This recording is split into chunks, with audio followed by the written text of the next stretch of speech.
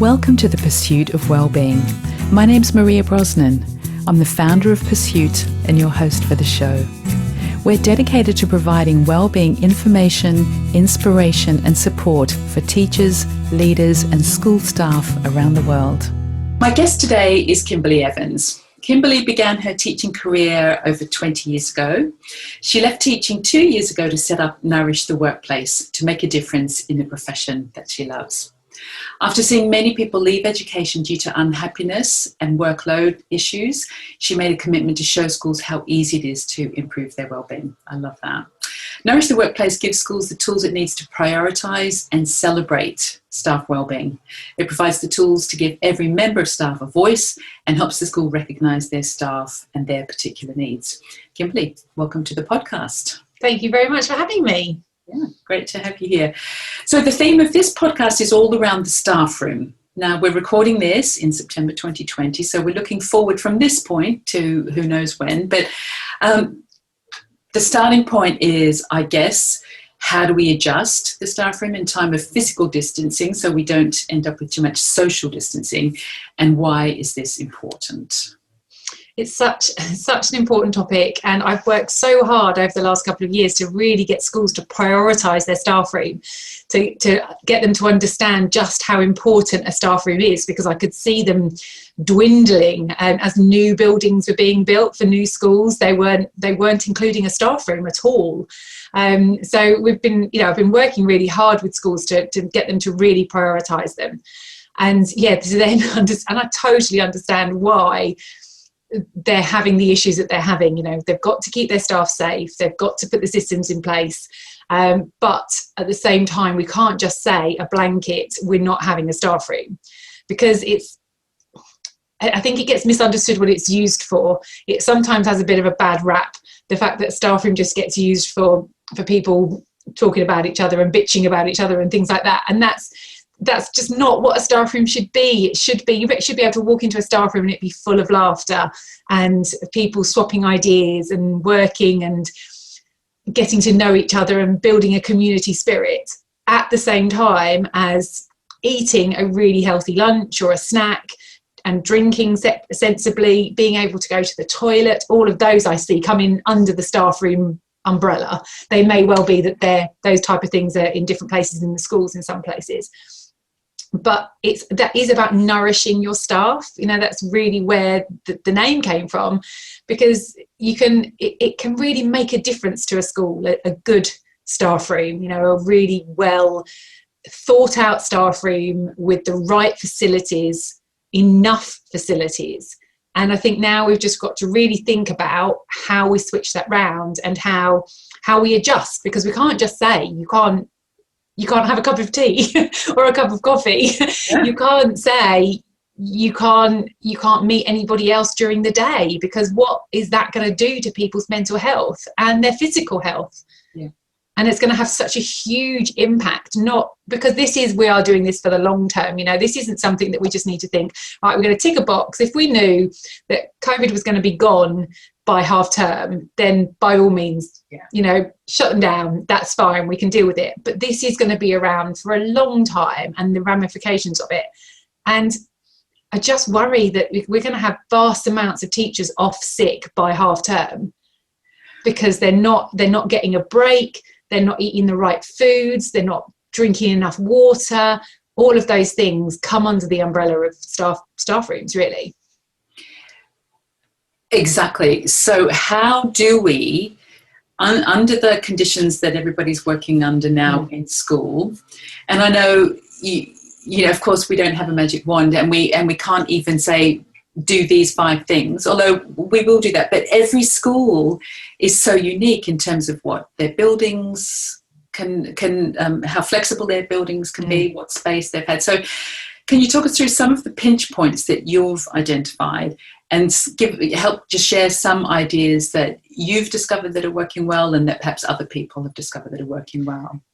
Yeah, I think one of the major problems of staff rooms is that they're generally in a pinch point. That's a really good word to use, because they're generally like down the end of a corridor or something like that. So you can't have like a 2 metre corridor distance or anything like that.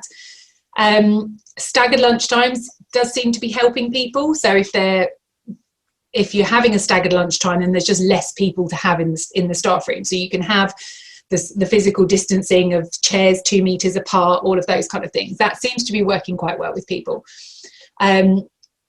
But I would say the main thing to do is to ask your staff first. I always come from that. So that's what Nourish the Workplace is all about, is giving staff communication and a voice. Because the people that are making these decisions, the leaders, don't necessarily use the staff room in the same way as the rest of the staff might do. They might pop in there to have a cup of tea and to make or grab their lunch from the fridge, but they're not the ones that rely on that space for their PPA, for instance. They're not ones to rely on that for being able to sit down, and it's the only time they can sit down all day because they maybe don't have a classroom and they're roaming around. It's the only time that they ever see anybody else apart from the class that they're with. Other people need all of that. And if you ask your staff and ask, okay, so what do you want out of your staff room? What do you need? How many of you bring in lunch, so therefore need the fridge? How many of you come to the staff room for a cup of tea? Or do you actually drink water over the winter, so maybe we can adjust that because you don't all need to come for a cup of tea? How many of you use it to work in? Because if you're working in it, if it's a PPA kind of a room, then you could maybe have other little spaces for that somewhere around the school. You could lessen if people are using that to go and work in, there are many other places in the school that you could probably use for that. So definitely ask your staff what they would like to have out of it. And then look, different, as you said, schools are so different. Some of them might say, do you know what, we don't want to go in the staff room. We don't want to go in it at all. And then you've got something to work from. Other staff might say, no, we really, really desperately want that community aspect somehow. Please help us have that community aspect. And therefore then you can work with people for that. Mm-hmm. What I've seen working really well, what I'm advising, is maybe thinking about having mini staff rooms around the school. So kind of going to a secondary school aspect where, although I don't necessarily like it as much as a primary school where everyone's together, in secondary schools where you sometimes don't have a main staff room, but you have very many departmental rooms, even if it's just an office that people congregate in, can you find spaces in different parts of the school to have separate mini staff rooms, as it were, so that there's less far to go, so there's less movement around the school. You're not encouraging large pockets of people together, so smaller amounts of people, or even keeping people in their bubbles. If you've got a large school, you could have 3 or 4 classes as if they're in their bubble together, they could have their own mini staff room maybe. That's not ideal though, because all of these things come with ifs and buts, because some people need a break. Some people need a break from their bubble, don't they? They need to speak to another adult, somebody different, because otherwise they're with that same person day in, day out. And even if that's your very best friend, you might need a break. Yeah, you might need a break from each other. So that I do think that's working quite well. A little bit on cost, because I think that's the worry for a lot of people as well, is they're thinking, I haven't got any money for this. Budgets are strained. The money isn't coming through from the government in time. Everyone's having to pay out for extra things. So again, speak to your staff. Say, has anyone got a spare kettle? Yeah, I've got 2 spare kettles in the garage that I use for camping. It's people have got this stuff. Who can bring in some extra mugs? Who can? Has anyone got any garden chairs that we could use? If you're worried about that kind of thing. Garden chairs are also much easier to clean, and much nicer than a children's chair. We don't want staff having to sit on plastic chairs that are children's chairs just for the sake of being able to clean them. Or ask your PTA for some money, or ask your parents. Open it up to the community and say, look, we're going into the winter. Has anyone got camping equipment they're not using that we could use over the winter? Has anyone got a garden table that they're going to chuck out? Has anyone done some clearing up over lockdown, like we've all been decluttering, haven't you? And has anyone got spare plates, knives and forks that, they don't need to match, they don't need to be perfect. Yeah. But just find some ways, be creative, thinking outside the box. I think that's a big thing. Think outside the box. Don't think, what does a staff room always look like? Go with what we want out of it. And that goes back to asking your staff what they want, and then how can you create that? I love that idea. And even though, as you say, you know, we could be looking at having these measures in place for quite some time. Nobody knows, of course, but how do we just try these things out, right? We don't need to say, this is how we're going to do it from now on. How do we just play with some ideas and give it a go? Yeah, absolutely that. And yeah, trialing things and always going back to speaking to your staff. I mean, that is the really paramount point really here, is go back and ask, is it working?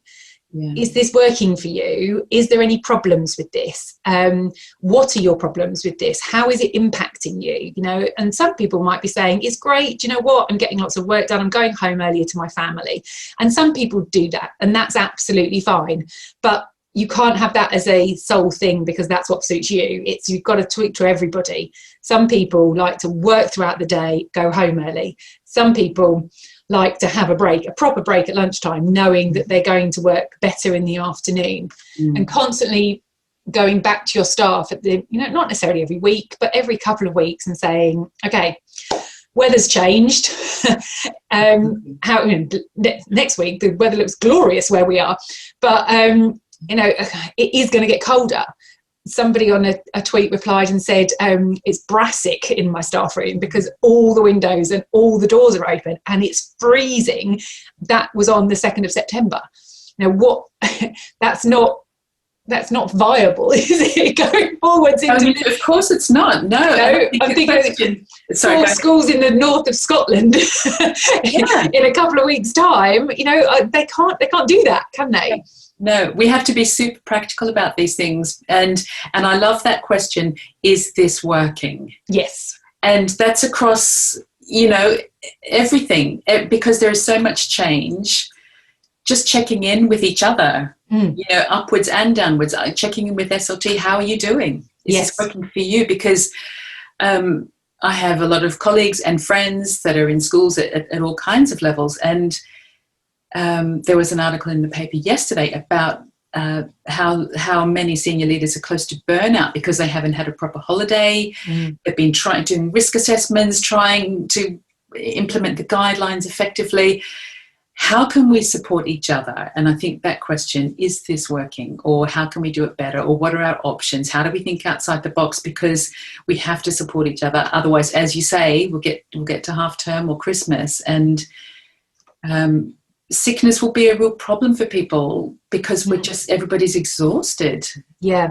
And I would also suggest then thinking about using your staff in slightly different ways as well, and to delegate in other ways. You know, it's not the head teacher's responsibility to make sure that everyone gets a cup of tea. It's not, you know, they've got way other things that they need to be doing. But can you maybe release some support staff, the beginning and ends of lessons, to go and maybe help with matters? You know, could they go around and run around and take some tea orders and deliver them if everyone can't get to a staff room? Can somebody go and get all the lunch stuff out ready, or can they deliver some lunches around the school?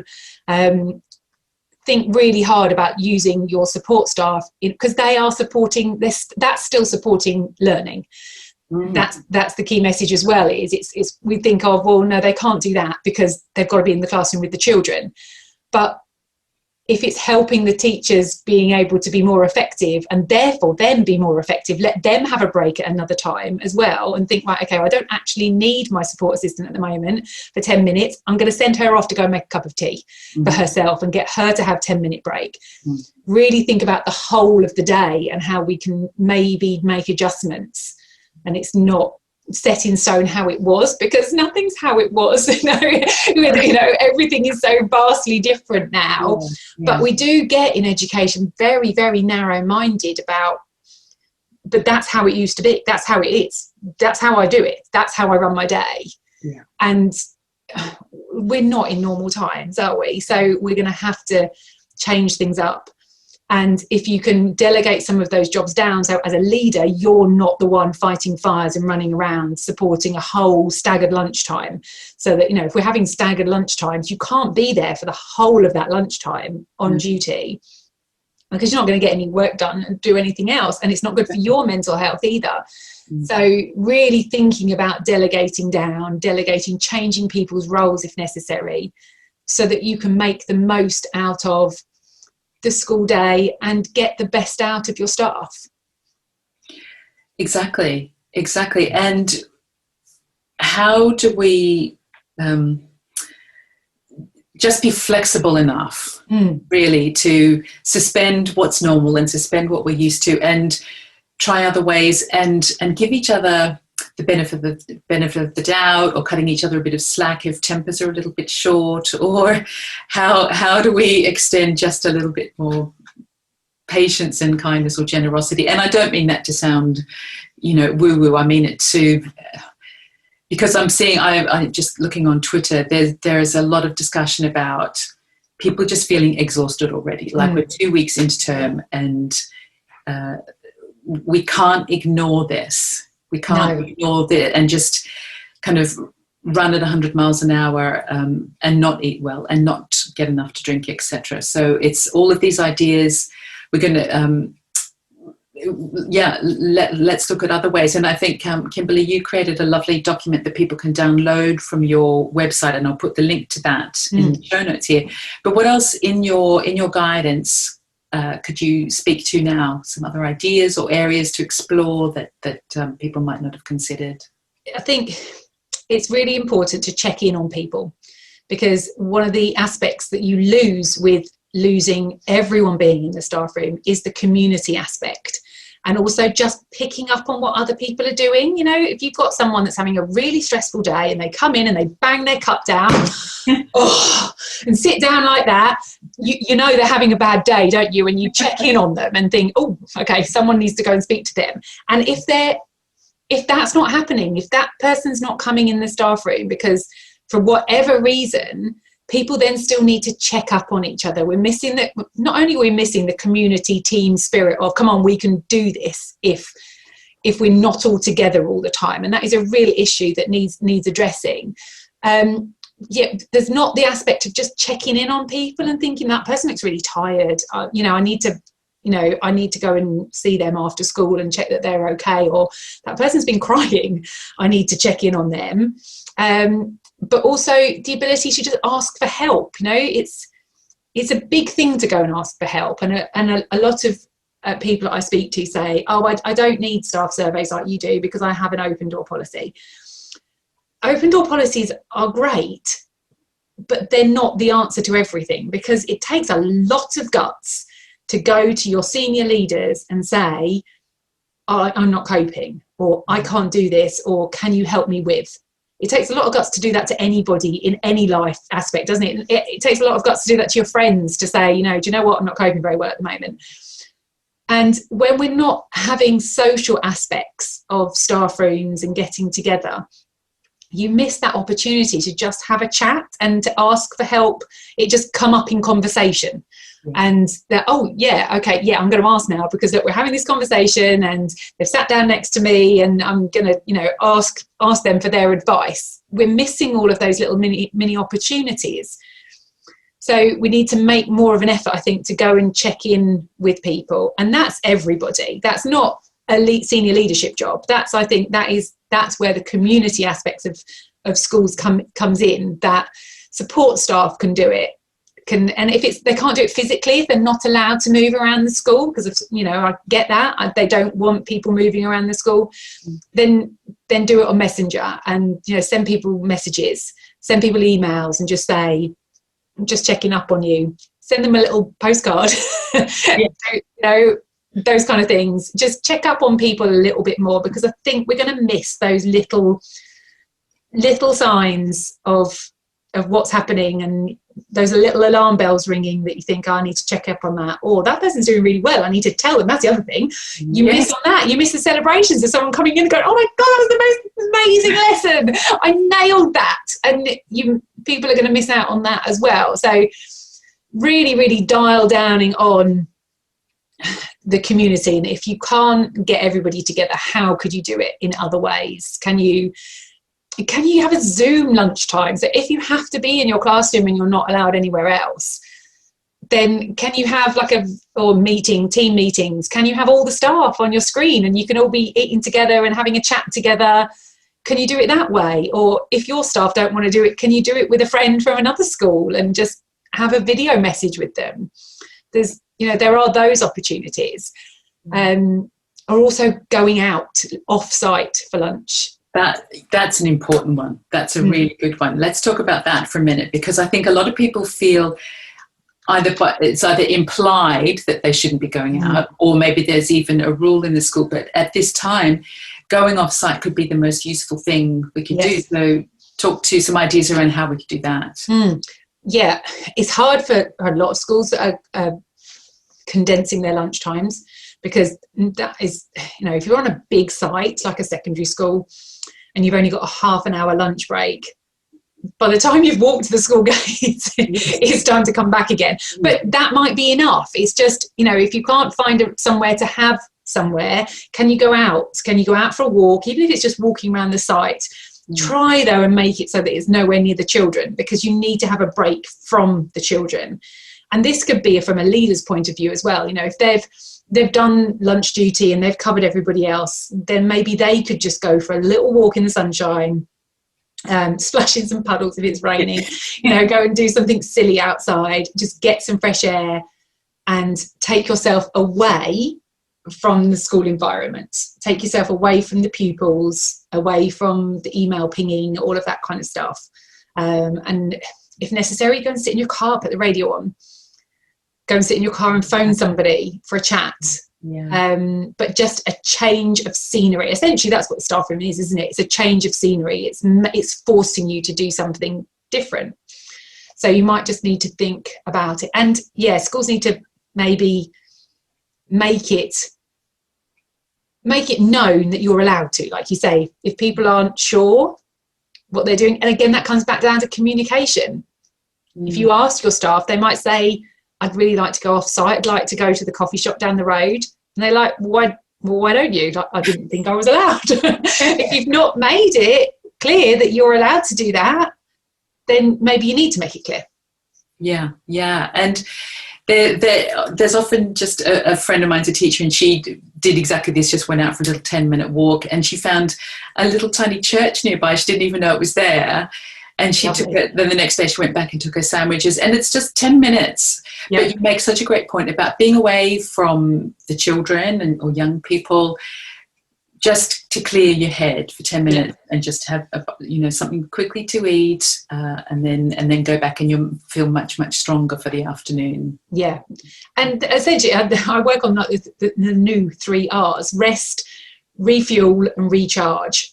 And we need to just make sure, essentially, without making it difficult, we just need to make sure we've got the facilities or the means to allow all staff to rest, refuel and recharge, even if that's 5 minutes of the recharge just sitting outside on a park bench somewhere, making sure they've got enough facilities to be able to eat properly and nutritionally as well. It's not about fast fixes, giving them all white bread sandwiches. It's making sure they've got the facilities. That's why staff rooms are important for food, and I think that gets missed a little bit sometimes. Like, well, you can eat your sandwiches in your classroom, but people might not want to eat sandwiches, and they're not necessarily the best thing for lots of people. Lots of people like to come in with I see this a lot on Twitter, with people really trying hard to take responsibility for their own well-being by saying, I'm going to eat better this term, and I'm going to meal prep at the weekends, or I've got healthy soups to eat, or I've got leftovers that I'm bringing in, all of that kind of stuff. They need a fridge for that, and they need a microwave for that, and that's important. People are doing that for their own health, and that comes back round in full circle. Like you say, if people are off sick, that's going to cost the school money and cause added stress, which we want to avoid. So we need to think of these things as, if you take the effort and the time and a little tiny bit of money now,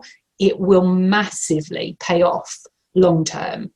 If you put too much pressure on them now and take away all of those things, there is going to be a massive impact very, very soon on teachers' health and their mental well-being, and we will see people going off sick.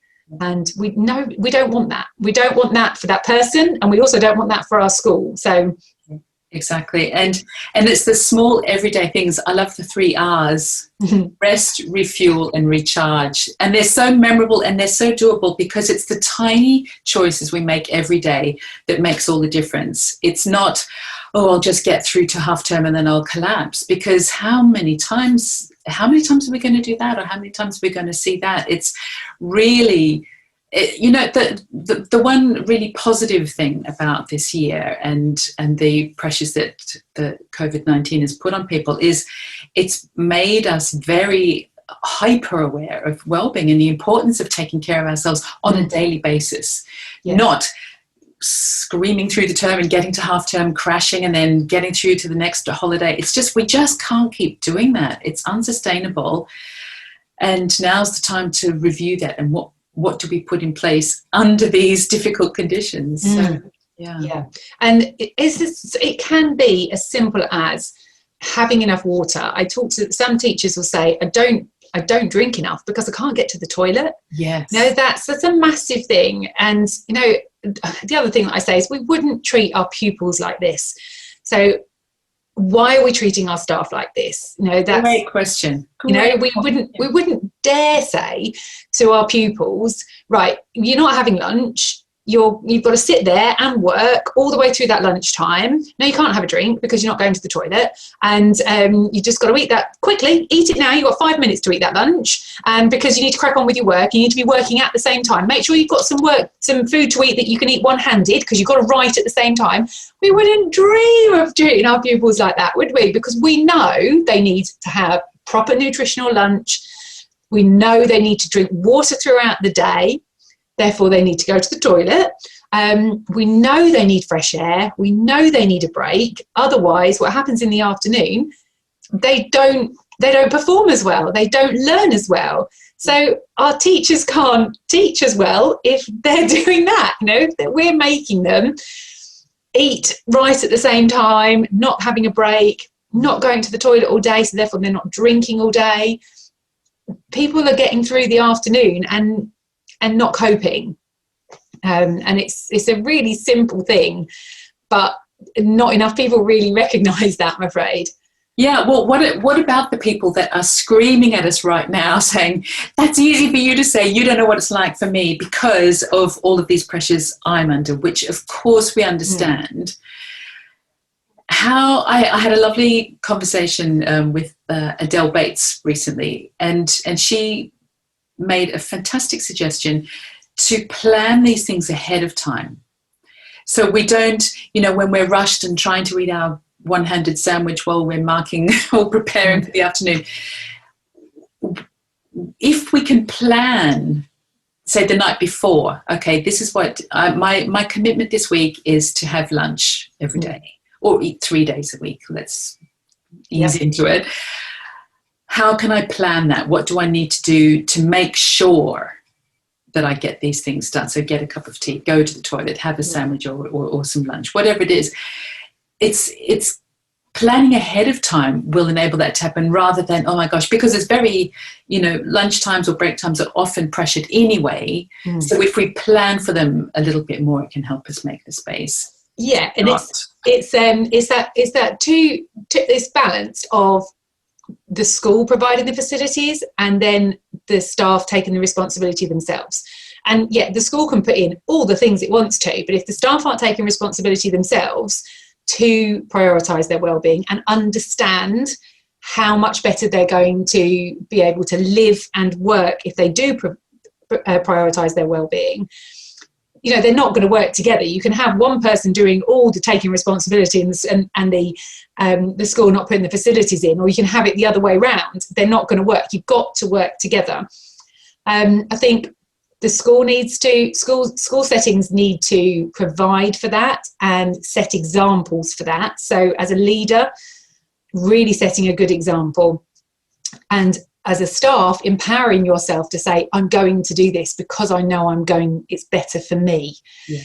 And also, now this is a big thing which we need to probably talk about, not necessarily today, but not doing it because it's going to help you help other people, but doing it because it's important to you.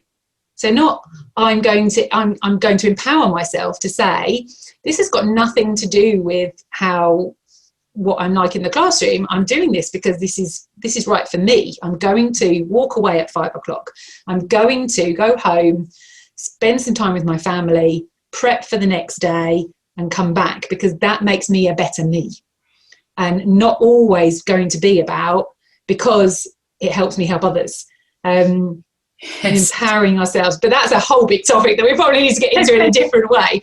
But that's a really great reminder. It's a great but just to touch on it, to say, you know, we do need to empower ourselves. But yeah, meal prepping, making sure that you're not burning out and crashing, recognizing that you work better and more effectively when you've had a break. So you'll see people saying, yes, but I've got to get this work done at lunchtime because I can't do it after school. There's just not enough time in the day. But recognizing that more than likely, if you have a 20-minute break, one of my other things is find 15. You know, find 15 minutes in the day to have a break. And if you can just find those 15 minutes, then you will probably work far more effectively after school and get that work done and lots more because you've rested. Yeah. But if you keep going on running on empty, you're not going to perform at your best, and you're going to be miserable as well. And that's not a nice way to live, really, at the end of the day. Exactly. We've zoomed through literally Zoom, but we're at the end of our 30 minutes already. I can't believe it, Kim. But do you have any final thoughts or comments you'd like to add before we wrap up? It's just about making wellbeing a priority and seeing why it's a priority and how much positive effect it can have on everybody and everything within the school environment.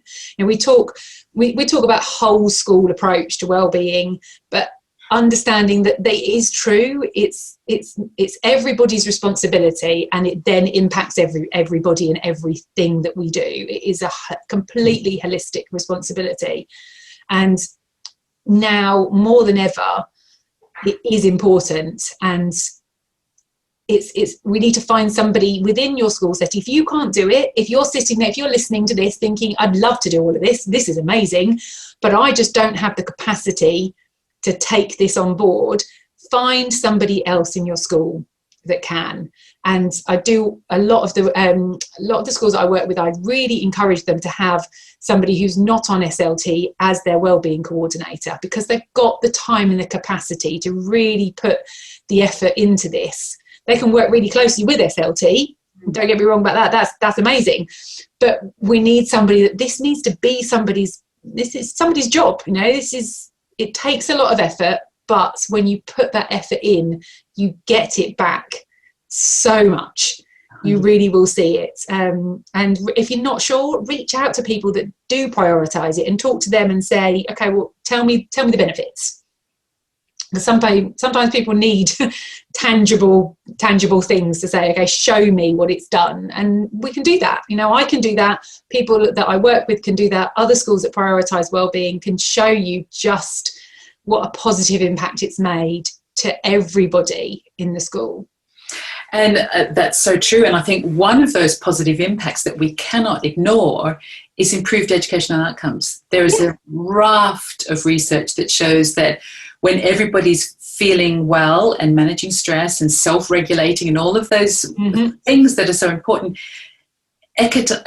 academic educational achievement is better. So it's win-win-win-win, like for everybody in the whole school and the whole community. And never has there been a more important time to prioritise this. Yes, absolutely. Sometimes it just seems easier and more professional maybe to buy in some extra books or buy in some more iPads or, you know, do a training day on something, but actually think really what is going to benefit your school really long term, especially now. Where is that money best spent? And it doesn't have to cost a lot of money. That's the other thing maybe that we need to just point out. It really doesn't need, you don't have to do this in a fancy way. It can be so simple. I say it a lot here. It can be as simple as buying some £1 teaspoons from the pound shop, and that might make a massive difference to your staff. But you need to ask them. That's the big thing as well. Ask them with communication. Fantastic. Kimberley, thank you so much. I've been speaking with Kimberley Evans. You can connect with Kimberley on Twitter at Nourish the Workplace, and her website is nourishtheworkplace.com. We spoke a little bit earlier about a free download that people can get from you. Is it the easiest place to find it, from the website? On the website, there is a pop-up box. If you just hover on a page on the website, then the pop-up box will appear. Pop your name and address in there, email address in there, and then that comes through to me, or find me on Twitter or on Facebook and just send me a message. That's fine. And I'll ping it over to people. Thanks so much for watching.